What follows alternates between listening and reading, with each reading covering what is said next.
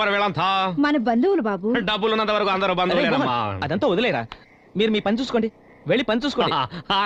లోపలికి మాట్లాడుకుందాం.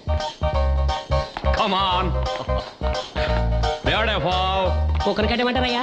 ఏమన్నావు? వెండి కుక్క అని పిలుస్తున్నావా? వెండి కుక్క అని పిలవకూడదు, ప్రేమగా కొలంబస్ డార్లింగ్ అని పిలవాలి. ఏమని పిలవాలి? కొలంబస్ కుక్క కాదు, కొలంబస్ డార్లింగ్ అని పిలవాలి. ఓకే?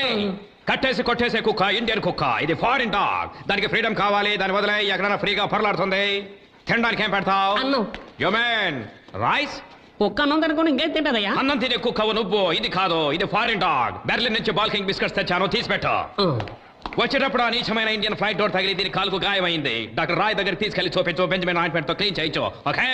దాన్ని నేలపై పడుకోబెట్టద్దు, దానికి కోల్డ్ ఎఫెక్ట్ అవుతుంది. ఒక వెల్వెట్ కార్పెట్ మీద పడుకోబెట్టు. గోడైట్. దానికి బాత్రూమ్ వచ్చినా క్లీన్ చేయకు, దానికి సర్వెంట్ పెట్టు. ఎందుకంటే దానికి కూడా యోగ్యత కావాలి, నీకు దీన్ని మెయింటైన్ చేసే యోగ్యత లేదు. ఓకే?